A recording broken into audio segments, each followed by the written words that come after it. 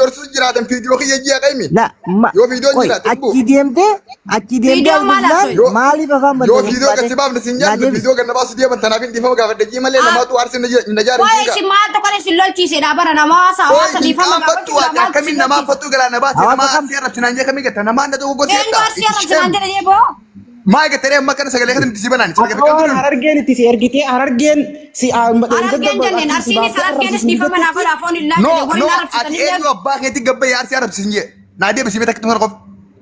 namni arsi arrabsinaan jedhe isaan hunda dhiifama gaafachuu dhufe ati ni rakkate jee dhufe nama boo'ee moo namaatu ni rakkate kootu jee dhufe si fuudhe naa deebisan garu ati nama dhufe moo namaa si dhufe Wai amma dhageeffame doluu miti miira keessaa ba'a Obsi mi Arafat namni si loltanii doorsisanii jiru dhageeffadhu Lola miti dhageeffadhu Arafat dhageeffadhu lola miti Dabbaaleen baala dabbaaleen mana kiyya mana dawwee mana kasan isin dhufe amma laayif tana cufi bayra no sinjeeti cufi ma laayif tana niga okay no ibsaa laayif kiyya tana bakka wadi bay mara wadi jaalib saa ifatu cuftee habaatu oromoo dhagaa kanamatti Arafat carraa tokko abda amma carraa takkitti ati qabduun siima bayaan Harargee dabbaal waan fedhe jedhani arasiin jenne Harargeen koy Arafat dogoggoree jira dogoggoree jira koy no dhiifama gaafachuu dhufe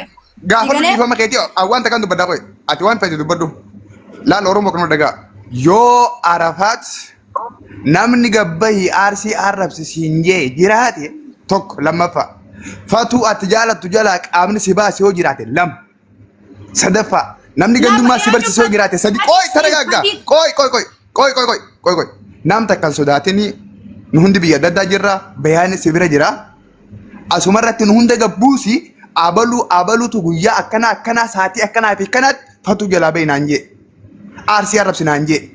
gandummaan dhaadadummaan jee tokko tokko lafa kan alloowwani kan namni na ajaju ana orra jee kana jettee jirta amma yoo ragaa sanii bitu taate immoo itti gaafatamta ammas kana natti kasi ammallee khada balra si dabale la khada balra si dabale namni khale maallaqa irraa kafalee dabaltanii disanii awwaan waan rabbiin ongoon ilmi namaa nan godhu jaalib saa dhageeffatu akka nama takka dhiifame sin gaafatu Arafat amma sirriitti haadhaan amani akka amma deemu jirtu kana akka saarte daranuu qosaarsan mallee Arafat namni khale dhageeffatu namni khale maallaqa sirraa Arafat namni khale maallaqa sirraa kafalee Arafat dhageeffatu Arafat na dhageeffatu ni jiri namni khale maallaqa sirraa kafalee mana sanii si fuudhee Maryam biraa si fuudhee deeme tokko ana tokko dabbaan tokko bayaan tokko murti guutu hanganuma numa hangana bakka abdi julullee qoy mee jaalibsa boo abdi reefu sadagaan turre ati mana fatutti waan haasaa turte abdi julullee keettu sadagaan turre reefu gaafii si gaafanne sister tartiibaan deebisi bakka lattuu si hortofaa jirra waan gattaniif itti gaafatamummaa fudhachuuf jiraattan an dabbaali naa mana dhageeffadhu ni jiltaate tokkoffaa irratti karoora yaada isii hubadhuuti ati waan namni bakka itti haasu jiruun beekne teessee kophaati asiin booyin obboleetti mutii qabadhu meenaa siin jee Arafat video na lagi gabay geeman beekne qabadhu namni sitti fayyadamini mutii qabadhu taa'i geeman beekne keessa jirta mutii qabadhu